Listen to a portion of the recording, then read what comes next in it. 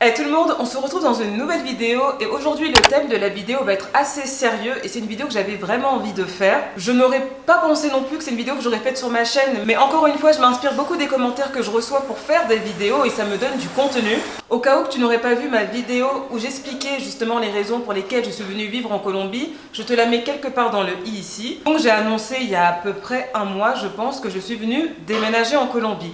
Faut savoir que cette vidéo a eu pas mal de vues, elle a suscité beaucoup de réactions, qu'elles soient positives, bizarres ou négatives. Et tous les jours quand j'ouvre mon ordinateur et que je lis les commentaires en dessous de cette vidéo là, je reçois beaucoup de commentaires liés à la drogue. Je vois que j'ai reçu beaucoup de messages et je continue à en recevoir encore sous cette vidéo concernant la Colombie est égale drogue, est égale criminalité et que sais-je. Je me suis dit pourquoi pas en faire une vidéo dédiée où je vais vous donner mon point de vue si la Colombie c'est un pays de criminels et tout ce que j'ai pu lire dans les commentaires. Donc si le sujet de la vidéo t'intéresse, je t'invite à continuer à regarder la vidéo. Avant de commencer la vidéo, pour ce genre de sujet qui est assez sensible, j'ai envie de dire, j'ai envie de faire un disclaimer parce que pour moi ça me paraît beaucoup plus judicieux avant que je donne mes arguments et tout ça. Premier point de mon disclaimer, si tu as cliqué sur la vidéo parce que le sujet t'intéresse, parce que peut-être tu es colombien toi-même, parce que peut-être tu connais la Colombie ou parce que peut-être la Colombie t'intéresse. Donc ce que j'ai envie de dire, parce que je sais que ce genre de titre ça peut amener de la haine, des gens qui vont s'exciter sans regarder la vidéo, vraiment je t'invite vraiment à regarder la vidéo jusqu'à la fin parce que j'ai beaucoup de choses à dire sur le sujet. Donc prends la peine de regarder la vidéo jusqu'à la fin et après tu donneras ton avis. Le deuxième point, sachez que tous les commentaires qui sont haineux ou insultants ou que sais-je ne seront pas diffusés sur ma chaîne. Votre commentaire n'apparaîtra pas en fait en dessous de ma vidéo dans le sens où c'est moi qui accepte ou pas les commentaires. Ça c'est aussi un détail important à savoir. Troisième point, savoir que je suis une étrangère, donc mon avis va être un avis d'une étrangère qui est venue 3 fois en Colombie. Ouais, je suis venue 3 fois en Colombie. Je suis venue une fois pendant 3 mois, une fois pendant 2 semaines et cette fois-ci je suis venue m'installer. Donc peut-être toi qui es colombien qui va regarder cette vidéo, peut-être que tu ne seras pas d'accord avec moi parce que tu as un autre avis. Donc faut savoir que ce n'est que mon avis, ça n'engage que moi. Et encore une fois, je suis étrangère et que je ne suis pas du tout colombienne. Et le dernier point, parce que j'ai vu beaucoup de commentaires de gens qui parlaient de mes origines alors que vous me connaissez même pas, j'ai envie de dire, vous savez même pas d'où est-ce que je viens. J'ai envie de dire, mais je vais quand même revenir sur ce point, c'est pas parce que j'ai décidé de venir vivre en Colombie que ça veut dire que j'oublie d'où je viens. Donc voilà, maintenant le disclaimer terminé, maintenant on peut rentrer dans le vif du sujet. Je vais essayer de mettre dans la vidéo quelques screens des commentaires que j'ai pu recevoir sous ma vidéo sur le pourquoi je suis venue vivre en Colombie pour vous montrer que je ne suis pas en train d'exagérer. Tous les commentaires que j'ai pu recevoir liés à la drogue, j'ai reçu que j'étais venue ici pour le narcotrafic, pour être une dealeuse ou qu'on allait me mettre de la drogue dans mes bagages quand je voudrais revenir en France. On m'a aussi parlé de l'histoire d'Ingrid Betancourt avec la FARC, même que je suis venue me prostituer en Colombie. Mais je me dis, mais en fait, quand j'ai lu tous ces commentaires, là je souris parce que c'est nerveux, mais quand j'ai lu tous ces commentaires, je me suis dit, mais attendez, c'est ça l'image que vous avez de la Colombie? Eh mais c'est très grave en fait. Vu la majorité des personnes qui regardent mes vidéos sont françaises ou suisses ou belges, mais la majorité quand même reste française. Je dis en fait que l'image de la Colombie, c'est Colombie est égale drogue, est égale narcotrafic, est égale Pablo Escobar. Les gens ils prennent des gros raccourcis. On me parle aussi de El Cartel de Medellín, El Cartel de Cali. Voilà, et moi quand j'ai ces commentaires-là, et je vous jure, je suis choquée. Alors personnellement, je ne vais pas nier l'histoire de la Colombie, je ne vais pas nier ce qui s'est passé dans le passé. On sait que la Colombie a eu un passé difficile, a eu un passé douloureux. Il y a eu quand même des choses assez graves qui se sont passées dans ce pays. Ça fait partie de leur histoire, mais la Colombie ne s'arrête pas à ça en fait, ne s'arrête pas au trafic, à la violence, à la délinquance, aux voyous, à la drogue ou que sais-je. Alors avant de plus approfondir sur le sujet justement si la Colombie est un pays de criminels, est un pays de narcotrafiquants, j'en sais rien, je vais vous expliquer mon histoire avec la Colombie. Ceux qui me suivent depuis un moment sont au courant dans les grandes lignes, mais je sais qu'il y en a beaucoup qui sont arrivés entre temps sur ma chaîne qui ne me connaissaient pas avant, donc je vais quand même vous raconter dans les grandes lignes. Faut savoir que personnellement j'ai connu la Colombie comme la majorité je pense des Français, soit avec l'histoire de Pablo Escobar ou bien avec l'histoire de Ingrid Betancourt qui s'était fait enlever par la FARC, il me semble pendant 8 ans. Moi je sais que j'ai connu la Colombie avec l'histoire d'Ingrid Betancourt parce qu'au journal on en parlait beaucoup. Donc moi quand je voyais ça à la télé, c'est clair que la Colombie c'était pas du tout un pays qui m'attirait dans le passé. Je me suis dit c'est un pays dangereux, j'ai peur d'y aller, j'irai jamais là-bas. Voilà, j'étais effrayée, en même temps ce qu'on voyait à la télé ça donnait pas du tout envie d'y aller. Personnellement avant d'être venue en Colombie pour la première fois en 2018, la Colombie ne m'intéressait pas du tout. Après, je suis tombée par hasard sur YouTube sur un reportage d'un homme qui est parti dans le nord de la Colombie, sur la côte caribéenne, dans une ville qui s'appelle Carthagène des Indes. Donc j'ai vu des vidéos sur Carthagène des Indes, je trouvais que la ville était très belle, je trouvais qu'ils avaient des plages juste magnifiques, et je me suis dit, mais il y a ça en Colombie? Genre je me suis dit, mais c'est comme ça la Colombie? Parce que moi personnellement avant, j'avais pas du tout cette image de ce pays. Donc ça, je pense que ça remonte à 2016 il me semble, donc pour vous dire à quel point c'est très récent. Donc de Carthagène des Indes, j'ai commencé à faire des recherches sur cette ville que je trouvais très belle. Déjà les gens, physiquement, je ne pensais pas qu'il y avait des gens comme ça en Colombie, c'est-à-dire des gens métis, des gens noirs. Je ne savais pas qu'il y avait une population déjà afro en Colombie. J'étais ignorante de ça. Moi je pensais qu'en Colombie, il n'y avait que des personnes un peu typées un peu Latin lover, je sais pas, comme un peu les Ricky Martin, des gens comme ça. Donc moi je pensais déjà que la Colombie c'était que des gens comme ça. Enfin bref. Là, en faisant mes recherches sur Carthagène des Indes, je suis tombée sur un village qui m'était encore inconnu jusqu'à 2017. Un village que je suis venue visiter en Colombie, et c'est pour ça que je suis venue pour la première fois en 2018 en Colombie, qui s'appelle San Basilio de Palenque. Ce village est un village de descendants d'esclaves africains, le premier village à s'être libéré eux-mêmes de l'esclavage, et je trouvais que l'histoire était forte. Ce sont des personnes qui ont gardé leur culture africaine, et je ne savais pas qu'il y avait ça ici en Colombie en fait, et c'est pour ça que je suis venue pour la première fois, et qui a fait que j'ai pris mon courage à deux mains de venir en Colombie. Donc c'est surtout le village de San Basilio de Palenque qui m'a poussé à venir ici. Donc il y a 2 ans, j'ai fait une vidéo justement sur ma visite à San Basilio de Palenque. Si ça t'intéresse, eh ben, je te mets la vidéo dans le i ici. Vraiment, c'est une histoire très intéressante, ils ont une très belle histoire.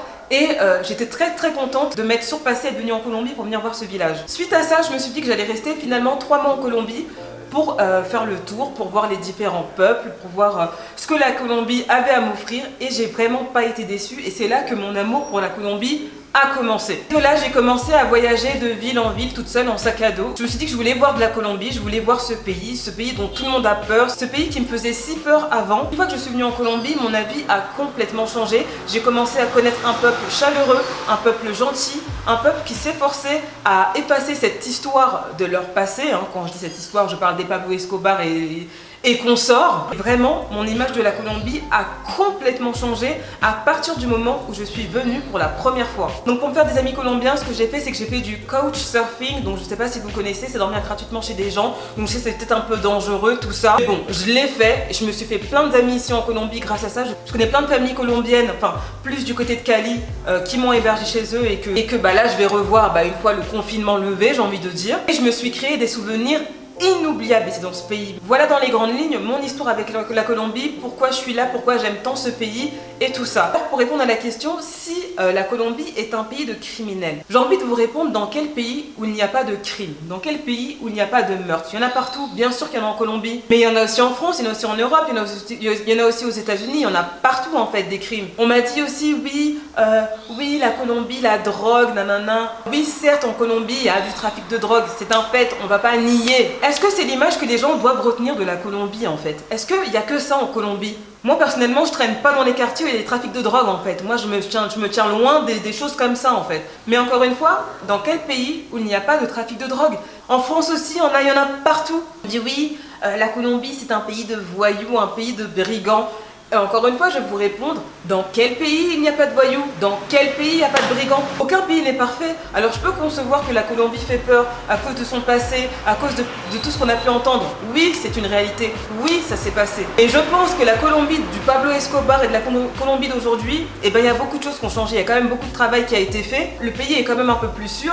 Il faut savoir qu'à l'époque de Pablo Escobar, tout ça, s'il y avait des Colombiens qui habitaient dans un quartier, ils ne pouvaient pas aller dans un autre quartier où ils n'habitaient pas, par exemple. Ils ne pouvaient pas se déplacer comme ça dans une autre ville aussi facilement qu'aujourd'hui. Aujourd'hui, je ne veux pas dire que le pays est sûr à 100%, parce que je pense qu'aucun pays sur Terre est sécure à 100%. C'est clair, quand tu es en Colombie, il y a des choses que tu peux faire en France que tu ne pourras pas faire ici. Ici, il y a une expression ici en Colombie, c'est no dar papaya. Ça veut dire ne tends pas le bâton pour te faire battre. C'est-à-dire par exemple que si tu sors dans la rue et que tu es dans un quartier, on va dire un peu chaud, et t'es là avec ton téléphone, et t'es là, tu montes ton dernier iPhone, il est fort probable qu'on va t'agresser pour le voler. Et c'est pour ça, et en gros ça veut dire que c'est toi qui as tendu le bâton pour te faire battre, parce que tu sais que dans tel endroit, tu ne dois pas montrer des signes extérieurs de richesse. En gros c'est ça en fait. Comme je disais, ici en Colombie, il y a des choses où il faut que tu fasses plus attention que certains pays d'Europe.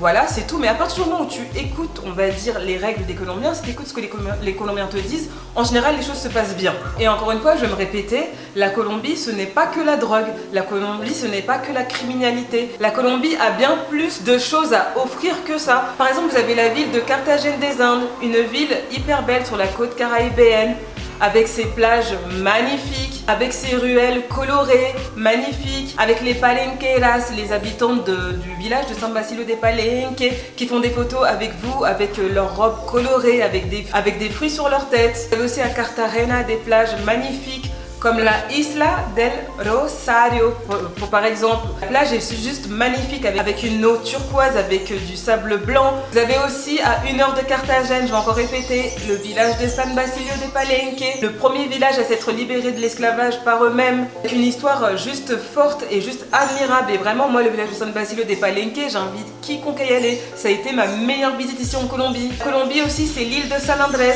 C'est une île magnifique dans les Caraïbes, très peu connue des Français, je pense. Il y en avait quand même quand j'y suis allée, mais c'est très peu connu, avec des plages magnifiques, une eau tellement transparente. C'est la 3e barrière de corail au monde, juste magnifique. Vous avez aussi l'île de Providencia, qui est encore plus belle que l'île de San Andrés. C'est juste magnifique et qui me tarde d'aller visiter, avec une eau juste somptueuse et vous croyez vraiment au paradis. Colombie aussi, c'est la Guajira, avec le peuple d'indigènes qui s'appelle les Wayuu. Donc vraiment un coin juste extraordinaire où j'ai eu la chance d'aller aussi, avec un décor paradisiaque, et je trouve qu'il n'y a pas trop de gens là-bas, donc c'est vraiment genre juste magnifique et c'est vraiment à faire. Après je peux vous dire encore plein de choses. La Colombie, c'est aussi Bogota, c'est aussi Medellín, c'est aussi Cali, la ville de la salsa. Il faut savoir qu'ici il y a tous les peuples en Colombie, il y a différentes cultures. La Colombie a une très grande histoire, je trouve qu'il est sous-exploité, je trouve, vu que les gens ont beaucoup de préjugés sur la Colombie, donc c'est dommage parce qu'ils se gâchent à rater un pays juste magnifique. Enfin bref, avant j'étais comme plein de gens là qui m'ont laissé des commentaires, oui, Colombie, drogue, narcotrafic, soi-disant je suis venue ici pour ça, mais vraiment, mais je sais pas si c'est une mentalité typiquement française, une mentalité occidentale. Je peux comprendre que les gens aient un peu peur de la Colombie, je le comprends, je dis pas que je comprends pas, je comprends. C'est purement français de juger sans connaître. En fait c'est ridicule, ça fait que vous êtes des gens limités, que vous n'irez jamais plus loin de votre zone de confort, vous n'irez jamais découvrir des choses intéressantes dans la vie, et vous sortirez jamais de vos habitudes, et c'est triste. En tout cas, pour conclure ma vidéo, j'espère que les vidéos que je ferai dans le futur, quand je ne serai plus en confinement, parce qu'en Colombie on est aussi en confinement jusqu'au 11 mai, si ce n'est pas plus, j'espère que mes vidéos vous feront changer peut-être un peu d'avis, vous donneront envie de voyager dans des endroits où vous n'avez pas l'habitude de voyager, aller découvrir d'autres peuples, aller découvrir l'histoire d'autres gens, découvrir d'autres cultures, j'en sais rien, juste agrandir vos connaissances et ouvrir aussi votre cerveau, ça fait du bien. Je pense à peu près avoir tout dit sur le sujet. Je sais pas si j'ai répondu directement à la question, mais je pense que dans les grandes lignes, vous avez compris où est-ce que je voulais en venir. N'hésite pas à me dire en commentaire ce que tu en as pensé de la vidéo. Si toi tu me regardes et que tu es colombien, n'hésite pas à me dire en commentaire ce que tu penses de mon avis. Si tu es étranger aussi qui est déjà venu en vacances en Colombie, ou bien si tu vis en Colombie, n'hésite pas à me dire ce que tu en as pensé de la Colombie. Il y a plein de gens qui liront les commentaires et moi aussi je serai ravie d'avoir votre avis. Si tu comptes aussi aller en Colombie après cette histoire de confinement, n'hésite pas à me le dire en commentaire et quelle ville et quelle région tu aimerais visiter. Si tu as aimé la vidéo, n'oublie surtout pas de laisser un pouce bleu et t'abonner à ma chaîne pour mes prochaines vidéos sur la Colombie. N'oublie pas aussi de me suivre sur mon compte Instagram pour toute mon actualité en direct ici. Et en attendant ma prochaine vidéo, je te fais plein de gros bisous. Bye bye.